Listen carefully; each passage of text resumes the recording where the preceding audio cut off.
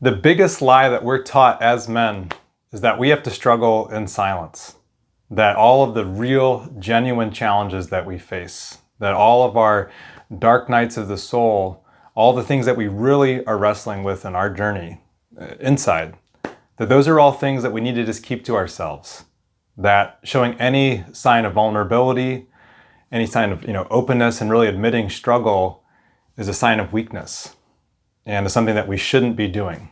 That's what our culture teaches us as men. And so we keep all these things bottled up inside of us.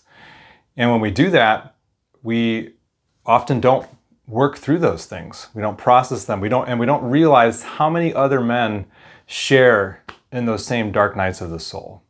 So one of the biggest and most important practices that we can embrace as men is to have meaningful and authentic dialogue and exchange about the challenges that we face with other men.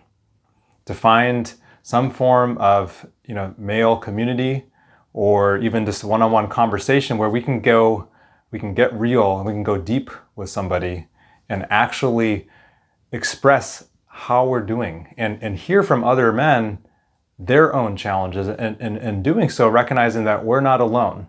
We might have challenges that are different than one another's, but we're going to find men that have the same caliber of challenges, the same struggles. And when we do that, there's something that is so freeing about realizing that we're not alone in those parts of our journey. And it allows us to actually embrace doing something different about those situations. It gives us ideas. It allows us to have insight about it when we actually share and have dialogue and open up and start to really understand what's going on for us and to not feel alone. We can do that with other men. They can provide support, can provide accountability. They can give us ideas. They can give us the simple gift of being heard. And that can be one of the most powerful and ultimately healing things that we can get from genuine male connection.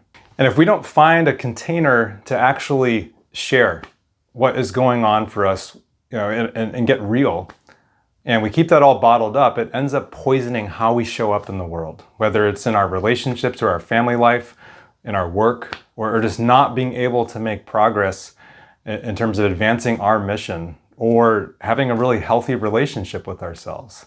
So I encourage you, wherever you are, to seek that out if you don't have that right now. To seek out some type of meaningful and authentic space where you can have that type of real exchange with other men, whether it's in a friendship or it's in an in-person men's group in your area, or it's through an online structured program. And if you're interested, I'm launching another round of a really powerful 10-week program called The New King. You'll get to join a small group of men who are deeply committed to changing their lives, to clarifying and advancing their purpose, their mission in the world, to showing up powerfully in their relationship with themselves and with their partners and kids. And if this is something that's of interest to you, check out the link below this video.